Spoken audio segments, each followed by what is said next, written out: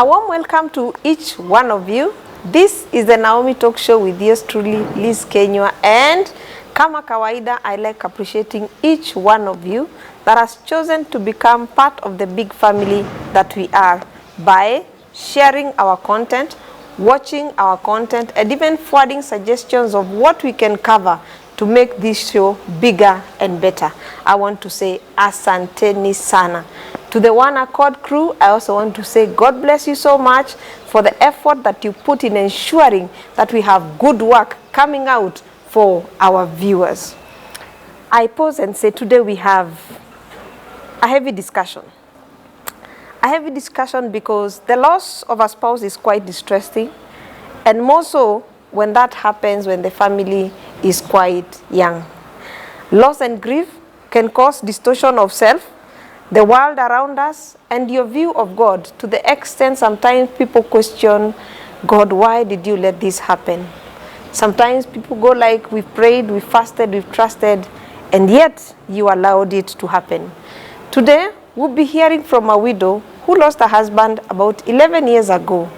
How then do you survive widowhood? Those are the things we'll be addressing today.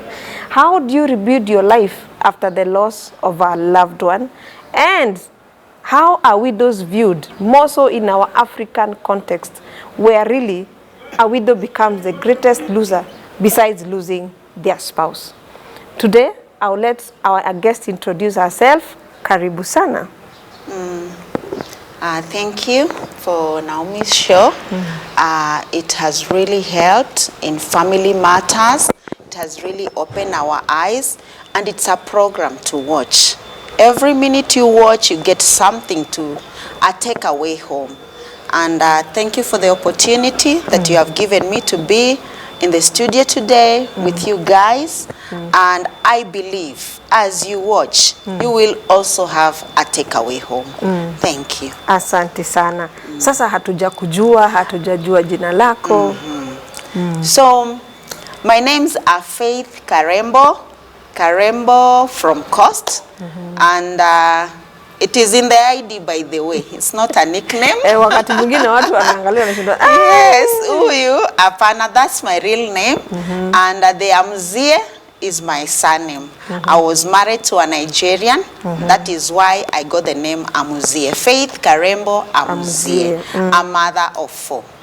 Yes. Sawa sawa. So you are a mother of 4 and you lost your husband 11 years ago. And we really want to know, take us back to 11 years. What really happened? How it happened? Here I am. I got married to this foreigner, a Nigerian. It was not easy at first because my parents were Nigerians, the way you know the name Nigerians mean to all Kenyans. Ukweli hata sasa hiyo haijabadilika. It was tough.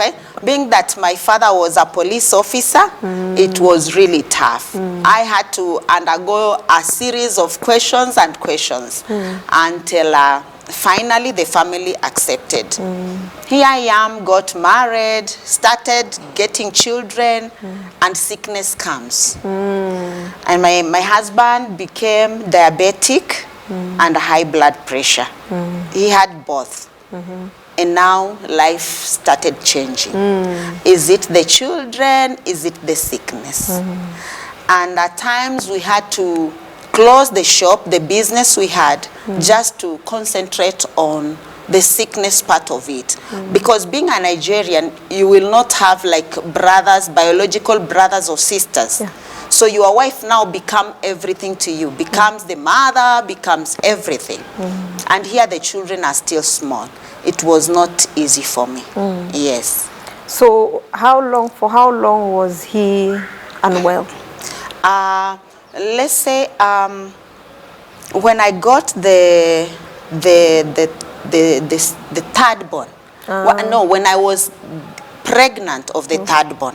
It started as we have stayed in Kenya for 10 years. And my husband now has not gone home to see his relatives. Okay, the mother had already passed. The father passed 2006. So we traveled home because the grandmother is the one who raised him. And the grandmother wanted to see him, and he thought that people are lying, that his grandson had died. So I told him it's better for us to go. Maybe it's to release your grandmother at that age. So 10 years down the line, as he has stayed in Kenya, we traveled. I was pregnant that time of the third born. And when we immediately we reached there, he became sick. And that, yes, now he was diagnosed with diabetic. Yes, then followed by the high blood pressure. So it started while we are still there. So it was in and out of hospital, being a foreign land, being that food is different, being that it's my first time to be there also with a pregnancy, it was also very hard for me. The food there is not like Kenyan food. It's very different. And every food there is chili. And you know, it's pepper, the hot one. It's pepper? What they call pepper? Yes. So you can imagine in a foreign land, you don't have any food familiar to you. And you're expectant. You are expectant. And I've gone with my 2 children, you know, and the spacing was like two years. So even you can children imagine eat the pepper. Now you don't have any other food. Oh dear. And my pregnancy, I normally become sick. So I'm also there with a sick husband, and I am sick. And my son, the first son, is also admitted. So you can imagine. Admitted? Admitted in the hospital. What happened? The same, you know, you see fever, you don't know whether it's change of climate. You know. The other one was too small, the second one, because now I had to stop breastfeeding because 4 months down the line, I was pregnant again. Oh dear. So you see, this is also a child. I'm carrying a pregnancy. The other one is admitted in hospital. You are in a foreign land. Wow. Yes, it was so hard for me. So how long was your stay in Nigeria? We stayed like 2 to 3 months. 3 months because my stay there, I just came to Kenya. I stayed only 10 days and I gave birth. In fact, I think I could have delivered in Ethiopia because because we are on transit and there was no flight to Kenya. We stayed there, I don't know how many days. Days? Yes. Not hours? No, days. And you see, my clothes are in the plane. And here children are vomiting, another one is diarrheaing, you yourself, and you sit at And your husband is also unwell? He's unwell. Oh dear. Yes. Days? Days. Took like 3 to 4 days in Ethiopia. Ay, ay, ay. It was hard for me. Ay, ay, ay. Yeah. A child vomits, you rush, you just wash the clothes, I don't know how you dry it. You put that So they didn't even consider giving you your luggage? No. Oh my goodness. Yes. But I'm sure they compensated. Nothing. Okay. Yes. That is not our discussion, Yes, but yes. it's a little bit scary. Yes, So yes. probably that triggered the baby to be Yes, born earlier, most earlier. probably. Yes, yes. So the baby is here, your husband is here. How is he doing in terms of his health? Now it was not good. At first, the doctors called me and said, now life will not be the same as usual. There will be a lot of noise. And some to a pressure, they normally, you know. So you can imagine you are in Nigeria already, then another noise on top. What do you mean Nigerian already? You know, they talk loud, eh? Okay, that is their nature. Yes. Yes, they are not quiet as we are. So, iyo nyumba, kelele, alafu sickness on top ni pressure, you can imagine. It was not easy. Being that you come from coast, the way we are raised, we are not very loud. So the way I am loud now is because of the man who made me. I had to grow up. I knew here. No, I had to grow up. So, yeah, but I thank God. It was not really an easy experience. A time came and both kidneys failed. You know, in some other circumstances, one kidney failed. Yes. That you can replace even one. But here is a situation that both of them failed. So now it is dialysis. Another phase altogether. Another thing altogether. So you have to forget your children. You have to be taking him to hospital. You have to go very early for that machine, for you to get that machine. And as you are there, you know, one day we are there and his sugars went down. So we were losing him just there. Yes. And they had to come and attend him immediately as in emergency. And then they revived him. Yeah, so it was really a journey. Being a Christian now, I told my pastors about it, and they prayed. But I don't think whether they took it that serious. You know, when you are the one with the sick person, you are the one who knows where it is pinching. Yes. So that time I am new in our church that time, so nobody knows me. I'm from Pefa. I just came there because I lived near Deliverance Church now. So I came to Deliverance Church newly with that condition. So you see, nobody will be, who is this, who is that, but at least they prayed for my husband. Okay, they used to pray for me because I didn't come with my husband. He's sick. So I used to bring the doctor's report and told him this is what is at hand, and they prayed with me. So I used to do that a lot until one day my husband recovered. I didn't know that he's being prepared to go. I'm happy now that even when he goes to to easy himself, everything comes very well, you know. It's like everything is back to normal. And the doctors there were surprised. How? They didn't know what is happening. They didn't know what to prescribe again. Because now he is like, everything has gone back to normal. No swollen, no dialysis again. But I didn't know that that was the last week I'll be with my husband. It was very sad when one day we are sleeping and I see him breathing abnormal.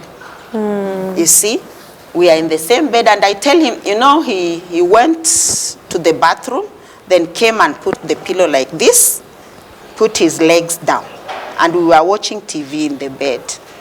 So the way he was breathing, naona mtu ana struggle, So mimi nikamwambia, don't sleep looking up. You know, you will be dreaming bad dreams. I thought it was like, so I didn't know that is how somebody goes. Me, I didn't know. So my mother had visited that week and came to my room, and he told me, Aish. He looked at him and said, Eugene, his name was Eugene, where are you going? Why are you leaving us? And I was shouting at my mom, mbona namsikia, mbona namwambia nakufa? This person is alive. Ni vile tu amelala vibaya. You see, but the tongue was already out.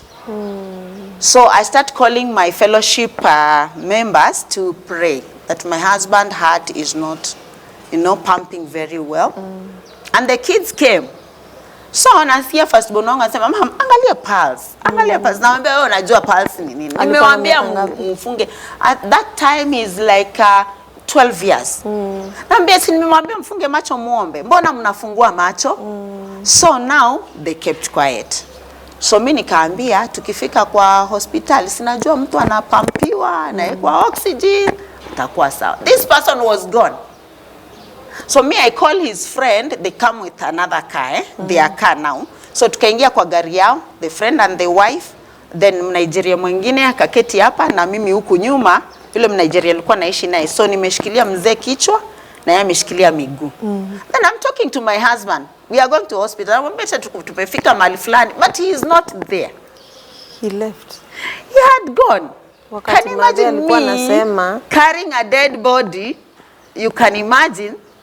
So now my cousin ambaye alikuwa amenikasirisha kidogo akanipigia 2 AM. Tumefika Lang'ata. Unajua hapo kuna makaburi alafu mtu anakuambia pole, nasikia mzee wako ameenda. Na ubado umemshikilia? Na nimemshikilia.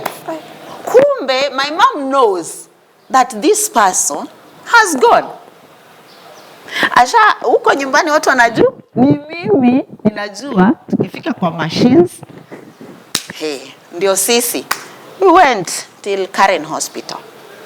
You know, I reached Karen Hospital, we park outside huko kwa emergency, and the nurse come and looks at the eye and say, we cannot take this person inside because he is not there. Imagine they are telling me I'm carrying a dead body. Hata hawanihurumii mimi, nawezaje beba maiti surely? How? So that time my body like got paralyzed. I started shivering. I started, you know, I felt heat, see baridi. So I called the owner of the hospital, Gikonyo, because that time we were very close because of we were there every time. Yes. So now Gikonyo calls them and say, muingizeni ndani. That was a bill of 70 for nothing, because now what can they do with a dead body? So now time came when now they are bringing the clothes. Unaona naletewa manguo. Saa hiyo unajivunja mkono. Saa hiyo you know you are not yourself. Naambia watu mgongo unaniuma. You know, I was really confused. And I was taken home. I reached home. I had a very bad headache. Sijui alinipatia nini, so me I slept, hata sikukumbuka. But when I woke up, nikawauliza, where is my husband? Ako mochari. Umemweka mahali kwa maiti. Yani, I can imagine, a mochari ni mahali kuna dead bodies. They have put my husband there. How? I'm also trying to imagine you're in denial that this has happened. Yes, sikukubali. Niwaambia, no, you must take me. So nikapelekwa Montezuma. Mimi wakimleta naona huyu mtu hajakufa. So nasikia naangalia watu wasiniangalie, nataka kumchuna nione, because he was looking very nice. That week ameshave vizuri.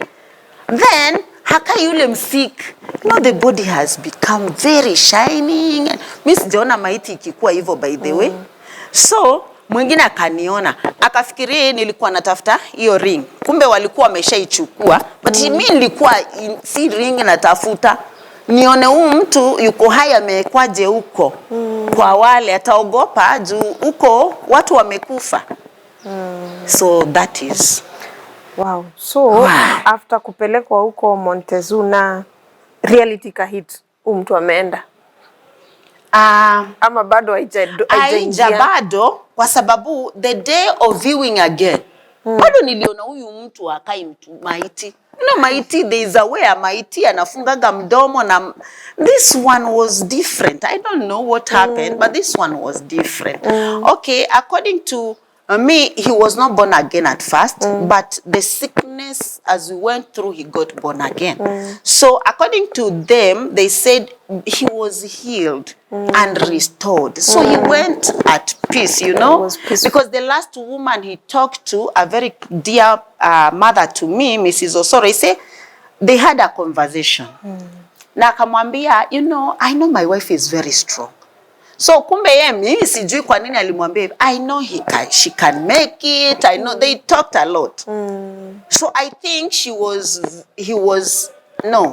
very comfortable that it shall be well. I don't know. Me hajaniambia hivyo.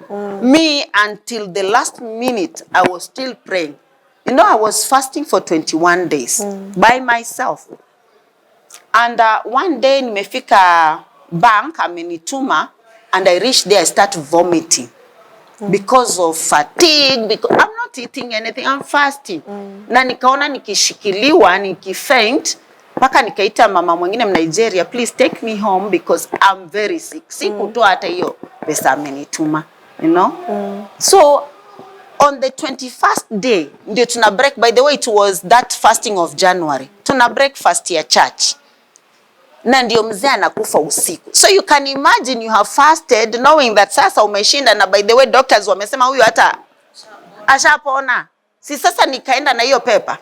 Church nikamwambia Mungu, see what you have done. I gave thanks. Kumbe una give thanks ya kwamba asante umechukua. That was me. Yes. Aya, watoto ni wangapi walikuwa wanaelewa what is happening? Now, saa ile nilipata fahamu na nataka kupiga simu shule. My kids wanaambia, mom, tushawaambia walimu. In fact, they became, yani ni kama walimachua. Sijui, I don't know what happened. Sema mom, hata walimu wamesema wanakuja. But who broke the news to your children? You know, my mom was at home. Oh yeah, by the way, yeah. My mom was at home. So me, when I came on that day, yes, amepelekwa mochari narudishwa nyumbani. Sasa nataka ni break news. Nasema mom, we know what has happened. Wow. Okay. So sasa wacha nipige simu shule. Hata tushawaambia. Hata walimu wamekuja na watoto wenzao hapo wamekaa. You know? But me sina calculation saa hiyo. Hata sioni watu, by the way, saa hiyo sioni watu. So my children were like calm, very composed. I didn't understand how. I didn't know. So let's now move forward to the place. Of course, the funeral arrangements begin, and of course that signals the beginning of a new season, a new phase in your life, and a lot of adjustments to make. So hiyo moment ile tu unaweza kumbuka juu wenyewe unaweza kosa kukumbuka vitu zote. Wow. How the Nigerian community came through and all that. Yeah. It was a journey and a half. No, a journey and a half. It was really a journey. Here you are. The body has to be flown home. One, it's finances. Yes. You have been in hospital, current for that matter, for how long? By the way, I didn't tell you, we got somebody to donate the kidneys. And when we got that person, he has to undergo some tests. So saa ile ameenda test paka ame-qualify. This man dies before the operation. You understand? Saa hiyo wanatafuta veins, wanatafuta nini pia zimepotea. So they cannot even do dialysis, they can do nothing. Izo, because of diabetic, I think his veins was in a block. So hakuna kitu wangemfanyia. So now here comes the man who used to take him for, okay, yule ambaye tulikuwa tunaendaga wawili, mimi na Mnigeria mwingine kumpeleka hosi. So ananipigia, ananiambia sasa tunaenda saa ngapi? Naambia tunaenda wapi? Si hospital. Ambia the man is not there. So now we start. The Nigerians here, we have a community. And a day came that they made my husband the chief of Nigerian community in Kenya. So it was a celebration. So I was the wife to the chief of Nigerian community. So nothing could happen without his consent. Kesi zote, kama kuna violence, I mean in the, yani kama marriage conflicts, ni sisi tunaendaga hata 3 AM tukipigiwa simu. Huyo tushaenda kuangalia nani amevunja TV leo, nani, yeah, you see. And but I loved the community because there was togetherness. And every weekend they are celebrating in my house. So you can imagine. Every time they come, they slaughter goat there. Wanapenda kuchapa sherehe. Sherehe. Every weekend. Wanachinja mbuzi. By the way, mbuzi zao hatoi skin. Hiyo ni story ingine. So wanaichoma tu hivyo manyoya. Wanamaliza. Wanaibrash na omo na mafuta ya taa. So unaona vile wameichoma na mafuta ya taa. Hizo skin peke yake. So hizo manyoya. So inabaki ile skin. Inabrashiwa mpaka inakuwa nyeupe kabisa. Then sasa wana slice na hiyo ngozi yake. So that was party and party every weekend. So when their chief had gone, they organized themselves, arranged how I'll go to Nigeria. In fact, they were good enough. I went with my sister and my brother, my elder sister and our firstborn, and the kids. So now the journey was too long because the uncle who my husband was taking care of died a week before. So kule huwa unapewanga date ya kuzikwa. Oh. So alikuwa amepewa April. Sijui how many bodies are there before April. Na this is February. Na so you know, mshasafiri. Sasa tuko hapa tunaambiwa tayari yule amebukiwa April. So kumaanisha ni after huyo ndio wenu. So tukapewa the other week. February, March, April. April. Yes. So now tukaenda huko, tukazika kwanza anko, then sasa tukazika mzee wangu. There's a tradition there, if you bury your husband, you are supposed to be married by you choose one of the kinsmen to be your husband. To be your husband. Yes. That is one. So nikaitwa kando na brother-in-law akasema, unajua kuna mbuzi utapewa. Yule mtu utampea ni bwanako automatically. So now another option, kama utaki kuolewa, you can give it to your son. So kimpa son yako ni kama haya basi ni yeye, kama sasa umefunga hiyo ya kuolewa, sasa wewe umechukuliwa na mtoto wako. So I gave it to my son. There's another tradition that lazima unyolewe nywele. So now nikafikiria. Nikawauliza kwa nini ninyolewe nywele by the way? Wakaniambia that is a way of showing that you loved your husband, you are mourning your husband, you know. Nikaambia okay fine. Now 6 months you should dress like a widow. Zile nguo za black. Za black. Ama kama ni white ni white. So for how many months? For 6 months. Hey. Haya. So now walikuwa wameanza kuninyoa. But nikawambia okay, I will not be here for 6 months. How will you know there that I will mourn my husband the way you people want? You will not be there to see me. So it is in my heart, not what people see. So nika argue mpaka wakashindwa. So walikuwa wameshanikata hapa chini. So nikafungwa kitambara nisifungue tena mpaka siku ile nitasafiri. Yani mtu asijue sina nywele. So that is what happened. Uwezi kula chakula cha hapo, pengine uletewe cha nje. Ukiwa mjane. Uwezi kula cha hapo. And there's so many things that you are not supposed to do in the compound. So nikavumilia, nikamaliza, nikaambiwa niende, but nirudi. Hizo nguo za nilivaa siku hizo za mazishi, nitarudi nazo zichomwe huko. So utarudisha? So nitarudisha kwao. Hata hizo viatu nilinunuliwa siku hiyo, lazima nirudishe. You know? So mbona zinachomwa? I don't know. So haya. Ungeuliza hiyo swali. So now you know you are still that part of the family. You are still, so you feel like usipoenda umeacha hiyo family na nimbali, and you want to still belong. So I had to go back kwa nguo kuchomwa. Ngozi kachomwa pale. I stayed there, then I came back to Kenya starting life. So watoto walikosa shule from February, March, April. Yeah, sasa na ujue April ni holiday. Yes. So we came around, I think, end of April or May, something like that. But now I had forgotten that my son was in class 8. Ooh. Kumbe kuna index numbers, kuna book for exam. Me, I had forgotten everything. Hata sikujua yuko class 8. Sasa ukiniuliza nitafana. So kumbe walimu walibook, walifanya everything.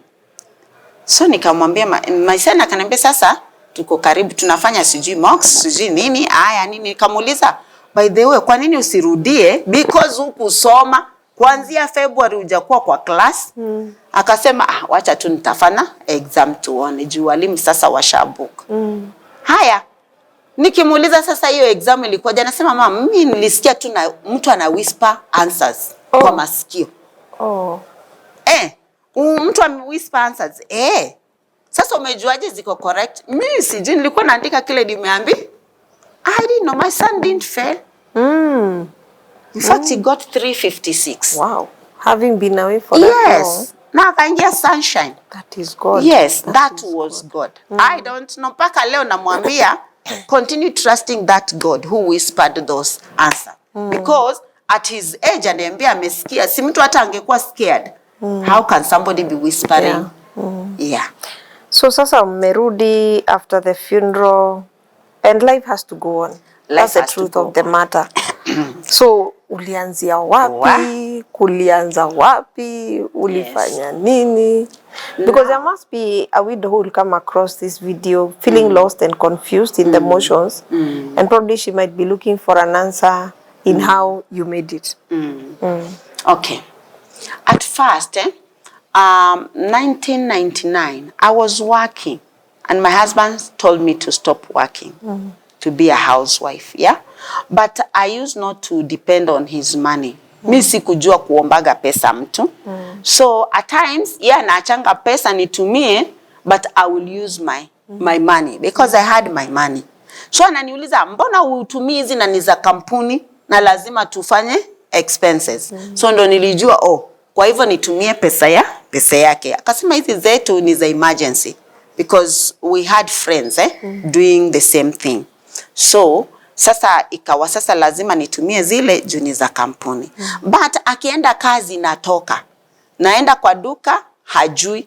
Nachukua weaves. Tulikuwa tunaleta the first human hair in Kenya. We are the one who used to import. After the first wigs, we used to import. Paka zilikuwa na label yangu.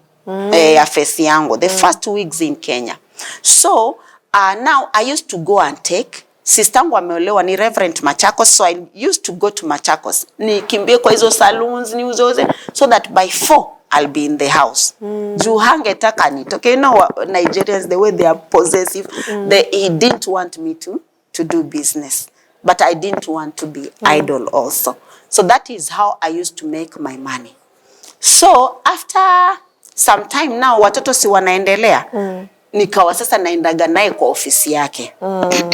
So now akaona kwa sababu ni kwa ofisi, then watu wanakuja wa Nigeria wengine wanakuja wanachukua vitu, they go marketing and sell, bringing the money. I started doing the same. So I take the goods, go to the market around, supply, bringing the money. Later akanifungulia duka yangu karibu na hapo. Sasa we had a shop na yeye ofisi iko ndani. So the shop was doing very well. We started importing saloon electronics too. Yeah, in fact, he was basing on electronics and me on the weaves and wigs. Yeah. Then when he died, nikaona we were in Mufangano Street. But nikaona I have to go down to River Road, do the selling. So mi nikatafuta duka kule. So akasema hapana, tutabaki hapa. So mi nikafungua maksudi huko, but the returns were so good. So mpaka akasema nimtafutie yake huko store. So nikamtafutia second floor, mi nikawa mezzanine floor. So sa ile duka ishapentiwa, ndio anakuja kuona that was the last day he was in town. Sickness sasa ikambeba kabisa. So now I didn't know what to do because sasa tuko na loans, tulipe. Duka ndo yeye niliacha tangu sijui tangu sickness ianze, siendangi huko. So what happened, I went to his email. Yeah, nilikuwa na password yake. Nikaangalia, nikasoma email zake za wale watu wanawaitisha mzigo. Nikakuta kumbe kuna mzigo moja umetoka China, unakuja Kenya. Hiyo ndo ilinisaidia. Nilianzia na huo mzigo mmoja. So ulivyokuja, mimi nilikuwa nimeambia Nigeria wale tunaishi na wao, wacha mimi niende, ukikuja mnitolee. Alafu tutajua vile tutafanya. Nikaachia pesa, nikaenda. Wakanitolea hiyo mzigo ulikuja. Then as I'm paying this loan, one guy who was very close to me in the bank, akaniambia, by the way, kama mzee wako alikufa, you are not supposed to continue paying this. So akanifanyia mpango, wakakata mpaka kuna some amount pia nilirudishiwa. That is how I started my life. Yes. Wow, what I'm also hearing from your story is that at least you knew what your husband was doing. Yes. You were very much involved. Yes. So si ati unaanza from, because unasikianga saa zingine mtu amekuwa bereaved, hajui plot zao zilikuwa wapi, zenye walikuwa nazo za mashamba, hajui mzee alikuwa anafanya biashara gani. You were very much involved. So it's good to know at least what your husband is involved in or what your spouse gets to do, so that should you find yourself in this space and hautapotea kabisa. Utakuwa na mahali pa kuanzishia. In our African context, tunajuanga mwanamke akimpoteza mumewe, things drastically change.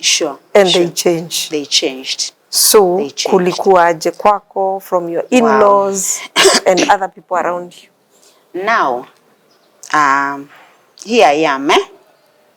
We built a house in a place called Lagos, but we live in East. East sasa ndio ushago. Sasa ni kama Lagos ni kama Nairobi, then East ni kama Malindi. Yes. Quite a distance. So sisi tulinunua hapo na tukajenga. Okay, tulinunua shamba ilikuwa tayari imejengwa, but mtu ameacha halfway akashindwa, so hajamaliza. It's like first stage. So tukanunua pale, nikamwambia wacha tununue hapa, siku zingine tukirudi tena tutaendelea kumaliza. That is one. Now there were two brothers from this. The father was a polygamist. So the other family was like 9 children. These were 4, 2 boys, 2 girls. My husband was the second born. The first was depending on us from Kenya. So we used to do everything for him. So when he died, now I started telling him about that property. And the problem started from there until he blocked me. Yes. So now I'm here.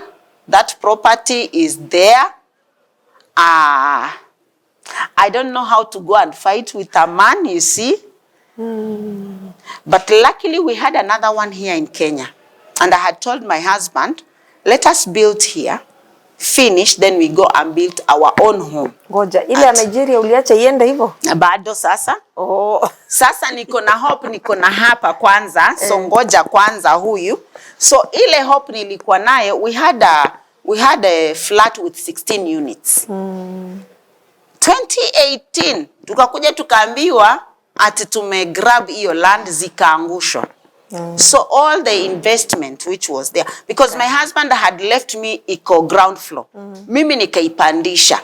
So nikawa huku aliniacha na 8 nikaongeza 8. I was getting some money to sustain me. But now the building was brought down. Huko Nyamavila. We are still in court until today. So that thing brought me down. It really hurt me. Many people died because of pressure, you know. Yeah, the case is still on. Na hiyo mstuko. Haya, that is one. So now 2017, you know, I left the building with my brother-in-law. In Nigeria. Na nikasahau. Hata sikungangana na yeye. 2017, the wife calls me. Anasema bwanangu ni mgonjwa sana. Nikasema okay, nataka basi niongee na yeye. Anasema no, he cannot talk. How? Okay, mweke simu hapo ni muombe. Okay, sahi ako na daktari. So one day at night, I used to go in church every day at night to pray, because I used to live just opposite. So when I'm there now, I call Nigeria and say, now today I want to talk to him. So he put the phone on the ear of that man, and I prayed. In the morning, this man is gone. Now, the lady told me, you know, I buried your husband, and he didn't. It's us who has been sustaining them. So now you need to come and bury my husband. And you see, I don't know their character, so everybody had put his hand, like we are not touching anything concerning them. So I looked for money from here to bury his husband. Then he is telling me, are you coming? And then I said, how can I come? I have used all the money for the burial. But I didn't tell her I'm going. But I went. So reaching there, I did everything. The burial was me. Everything. Serious? Yes, it was a big, and that their burial used to be a very big function, by the way. Very big function. Yes, I did everything. Very powerful, very perfect. Now came after, now they have gone, it's family meeting. Who comes are the stepsons, you understand? Our father is not there, our mothers are not there. Now we sit down. This lady is the one who called the meeting. Now he wants to report my situation. That this one was not in good time with my husband. In fact, where we are is the one who made this and this. I don't know. I don't know what she was saying. Okay, fine. Finally, but I have the title deed. So it is what you people will say. Now I wonder, these are stepsons. We are the ones from the same mother. Why should they know our differences? Yeah, our differences. Now when they had, you think they will release the title deed to me? Okay, this is what happened. They said, okay, now you mourn your husband until so and so. When you return back to Lagos, you will go and give her the title. But I had a dream that I have bought a car and it was clamped by city council. That meant that I will not go with that title. So now the day came and the man who was the stepson who was supposed to go with me to take the title deed refused to come. So he sent the wife. So they know what they are doing. So tukifika pale wamefanya photocopy. Remember, no, we were told to give you the photocopy, not the originals. Why? And my flight was that day. So now there's not time to argue with them. So I left. And you left the property? I left the property. You have never gone back? Now, I'm still coming. When I came to Kenya now, luckily, the last born to that family is in UK. He called me, I heard you are home, this, and I told him, did you see what your brothers did to me? Did you hear? He said, yes. And I told them to look for any means that document to be sent to Kenya immediately. They have not sent. I said, see how God can work. That man does not know me very well because whenever I go, he's in UK. We have not met face to face. I told them, why are they dragging your property? Were they working with your husband? Did they? No. So I told them to leave that property for you. That is how now they told me they need to send the documents. Now I was looking at the chains of death. I thought it was that property that is causing this death. So what I did is I told them, okay, my son is not 18 yet. He was 18 that time. So what we will do, we'll take the originals, give to the sister. The sister is very dear to me. Very, very good friend. So give to the sister, to my husband. When my son is of age, we will take the documents from the auntie. Lakini mbona ungekaa nazo? There is a reason. Because them, you know, there is a way, if you're a foreigner, they look at, you killed our, because of the property, you understand? You came to Nigeria not because of the funeral, because of the property. So I had to play safe. So now, after everything, now I'm here. The property is there. The brother is dead. I call the sister-in-law. Now, how many tenants are there? She tells me, don't ask me that. I say, why? This place, it caused my husband death. Okay, fine. But we cannot leave it like that. Maybe we can divide by 2. You take, because you're also a widow, you take one, you rent one, I rent another one, so that you can survive. I was very generous to her, but she refused to listen to me. So what I did, a cousin of my husband looked for a lawyer, removed the tenants, you know, took the property, put new tenants. Until today, I'm getting the rent. Oh. Yes. Oh. Yes. Okay. So there's one incident I remember they had called you back to Nigeria and something happened, you came very sick. What was happening? Oh, yeah. The same time I went for that burial, 2017. I don't know what happened.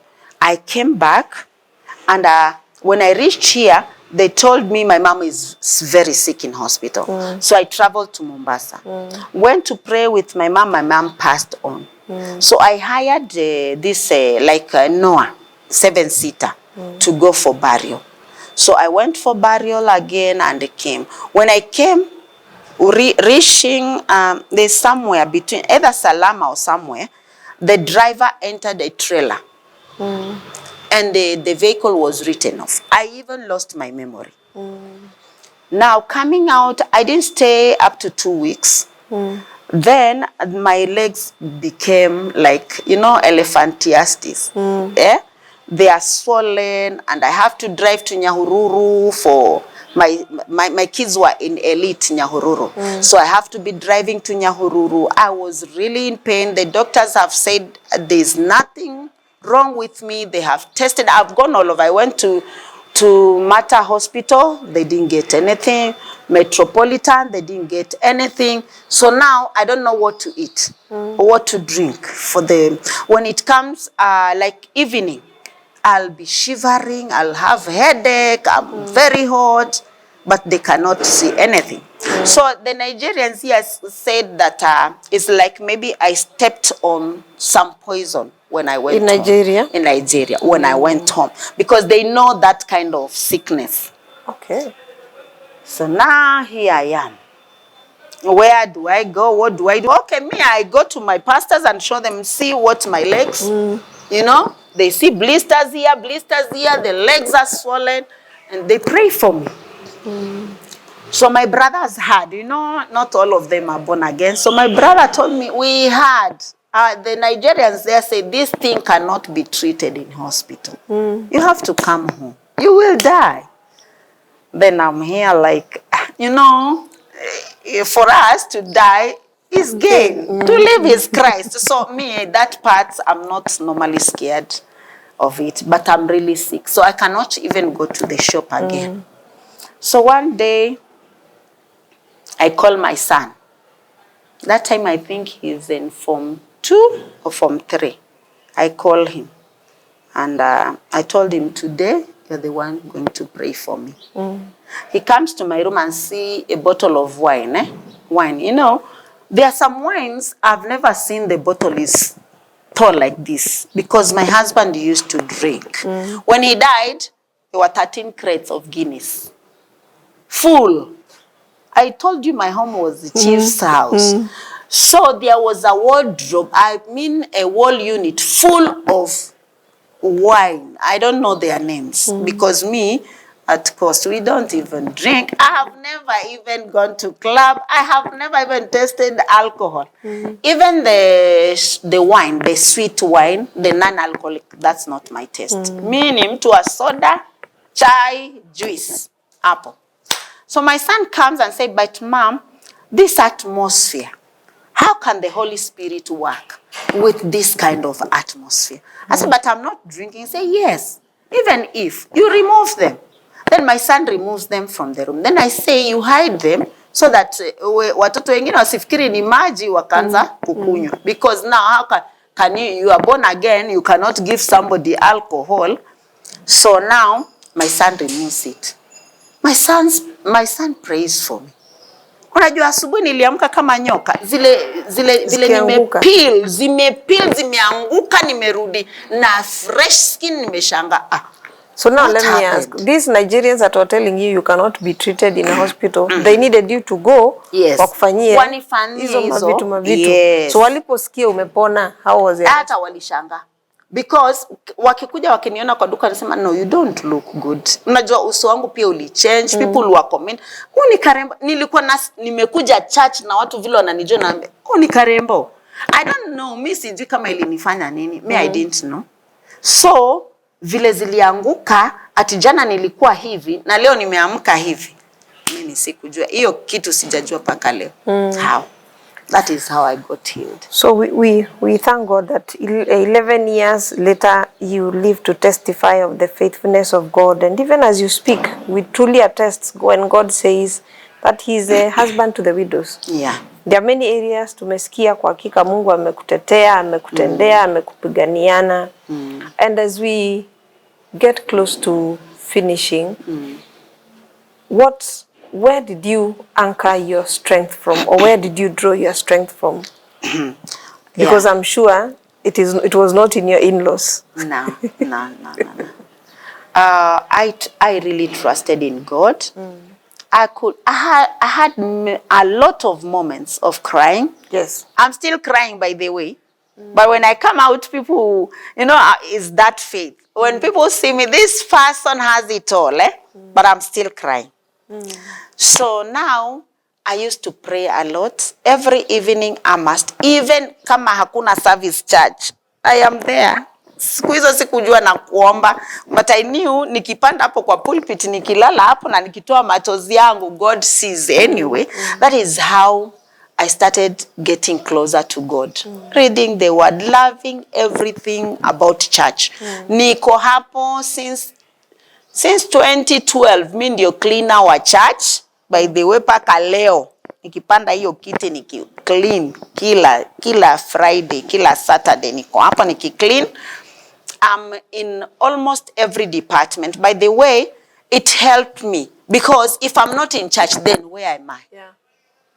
So ningetaka hata kama ni departments kume munipe so that at least zimenishika siko nje. Na ufikiri sana. Na sifikiri nje. So mimi nilijipatia tu kazi hata zikile sijui church, bora ni church mimi nimeingia nafana. And that is what kept me going. One. Then I got a lot of friends in church who loved me. Do you know, me I don't know how God works. I sleep on the floor, I'm crying, somebody will call me tomorrow. I was praying and I saw you cry. Ananipigia saa ile nimefika mahali, juzi nilikuwa nimenyang'anywa shamba zingine huko. +3 na watu wamezi fence na it was too hard for me. That time I'm going for this case, nitafute DCI. In my account I only have 2,000. Sana nashindwa God, hii case nitaipigana aje? Hizo plots tulikuwa tuna regularize Portland. Nitaipigana aje sasa? Sina hata ndururu na sijui wale wamechukua. Lazima wao ni watu wakubwa wenye nguvu na pesa ndio wakachukua plot ya mtu. Sasa nitapigana nayo aje? So I was crying down. The lady called me again, Mrs. Osoro, and said, "No. Why are you crying? Na Mungu amesema saa zote unamsumbua na hii kilio chako." Elder David ananipigia, "No. I saw you sleeping in a position that is not good. So mbona Mungu unani-expose? I'm in my bedroom doing my things." But people wananipigia. I knew that God is on my case. Every time I'm down, I cough, mi sijui, niko na cough. Mrs. Osoro naona, ninakunywanga dawa, ninatoka kwa bed, ninaenda nikitafuta maji, nini. Asubuhi ananiambia, "No, it's not about your business. It's about your health. What is happening?" Then I wonder, how does this work? Kwa chemistry ya sijasoma, kwa biology haiko. How can somebody know what I'm passing through in my own room? So when I knew that God is on my case, I have learned to, God, tomorrow is you. If I wake up, thank you. For me to even shower and to dress, wanamwambia shetani, can you imagine nimemaliza kuoga? Hata nimevaa kwa nyumba natoka. It is not easy when you don't have somebody to support you, when you don't have somebody to tell you, today you look this, and you get outside there, you see women accusing you, you wonder, hey, why can't you pray for me? Ebu tuombe wako aende ndio ujue kile ninapitia. Because you cannot accuse me of something. Surely I'm sick, maybe. I'm even depressed. There's a time I told my pastor, imagine I cannot sleep. I put nikieka pillow nasikia huku kote kuna I don't know what. Na mimi nakula vizuri naambia that is depression. Naambia depression na ninacheka. Anasema that is another level of depression. Naambia no, it's not depression. Mbona ninakula vizuri? But for a long time hata njaa mimi huwa sisikiangi. I eat because people eat. So somebody will see me and say, "Na huyo anajiringa." No, pray for me. You understand? After all, I didn't come and take your husband. Be thankful to me. Yes. And maybe I want to, that is how, okay, maybe my weakness is dressing. You will not know that that is another way of hiding what is inside me. Maybe that is my pregnancy during my wilderness. So if I'm dressing, just pray for me. You don't know. So sometimes I can be a pregnant of window shopping. Hold on, sitapata kile kitu natafuta. But thank God, I didn't go the wrong side. At least I went for window shopping. But you accusing people, this and that, you never know what we are going through. So in short, mjane huwa analengwa sana. Wewe niambie utaenda kwa nyumba ya gani mwenye bwana, ukashindage hapo, utaambia unafuata nini? That is another sickness. So now you need to know who to relate to. in your wilderness. Which song to sing? There's a time naambia Mungu, sipande hiyo bed, how can I sleep there alone? I was left so young, for God's sake. Na nikiuliza watu, okay, there's a time I wanted to get married, by the way. But wa Nigeria wote, no, you will not get married. We refuse. If not, we deport that person. Nene. Ilikuwa kelele. Wakafukuza huyo mtu, fine. I ended up, yes, fine. But ninawaambia, hata wengine wenu, bado mko na bibi, you still go out. Yes. Si wengine bado wanakachungua huko nje. Wacha nikuulize. Why can't you pray for me? So the Nigerian community still has control over the widows? Yes. Sasa mimi, ilikuwa shida. Huku karibu vita, huku town. Ukisema unataka ilikuwa vita. Waka combine na brothers zangu. It was chaos. Yes. Okay. So as we finish, to anyone going through that season, amejipata, at least, umesema even if you're crying, you're able to encourage another one who's been there, feeling lost, not knowing where to begin. What would be your word of encouragement to them? This is what I will say. Widowhood si kilema. Yeah? Usijipe kilema. You might be in this wilderness as a widow. Another person is also going through another wilderness. So usijione wewe uko na shida zaidi ya mwingine. Again, do you know who gives and takes? Is God. So when God takes, he has a better plan for you. You become the wife of God. He is the... Mimi huenda kumwambia, what did you say? You said you will be with me. Ati mtoto wangu atembee vibaya, nani atachekwa? Where is the glory in my child walking without shoe? Where is the glory? So I have learned to talk to God and remind him his word concerning my life. And he has built my faith that I am not scared of things because I know he is with me. If he can see me crying and send someone, then he's a God that does not leave my sight. So now as a widow, what are you holding on in your wilderness? What are you eating in your wilderness? Are you eating the king's food? You understand? What are you, your best friend should be God. He directs me. I have heard God speaking. My business came to stand still. Sina hata vile nitaanza. Then I slept down on the floor again. Then I heard a very loud voice. I will do it again. Wow. If anybody has my phone, go to the profile. I wrote down there. God will do it again. And I'm waiting for him to fulfill his word. I have never lacked in the presence of God. I have never reached a place of God, why? Because I know. Yes, I'm a human being. It sometimes, watoto wangu wakiniona siendi kazini for 1 week, it's like, you know, in fact, my son now is doing internship. Na akipata kamshahara kadogo, naona anakuja na box ya maziwa, nashindwa God. So you can even send my son with the little that he gets. Kutulisha na nalishwa na mtoto wangu. You understand? I feel that God loves us so much. And when he said is the father to the fatherless, for sure if you stand with him, and if you walk in his promises, you will never lack. In fact, me, when I pray, I say, God, kwa wanawake wote dunia nzima umenipenda zaidi. Kushinda wale wanabwa. No, God has loved me, for sure. I don't know, but this is what I will say. Why? There are so many time that you would love to be. Na nimemwambia, by the way, sitaki kukaa watoto wangu wameenda na nimebaki lonely. Hiyo nimemwambia. Because yeye mwenyewe aliandika, it's not good for a man to be alone. So I'm waiting for that day. But again, he has filled that empty space. I think there are levels of mourning. Yeah. There's a part you really now I need like today somebody. Then there's a part that you cool down. So, but those are stages. So when you come to a stage of craving, no, I need to be married, go and attach yourself to God and listen to God very carefully. Kuliko uingie mahali tena regret, why did I do this? You have children. And whatever you do, kama haujafikiria watoto, unawaua. Na wewe utakuwa unaraha na huku watoto unawapoteza. I think sometimes we need to sit down. Me, I sit down with my children, we talk like watu wazima. Hakuna hata yule mdogo kwangu, tunaongeanga tu, tunaeka topic, tunaidiscuss. Yes. Na tuko hapa kuangaliana. Kama mimi siku mess, mbona ona mess? I take myself as, okay, ningefanya hivi. Kama singewafikiria. Yes, I've taken my children to good school. I denied myself everything.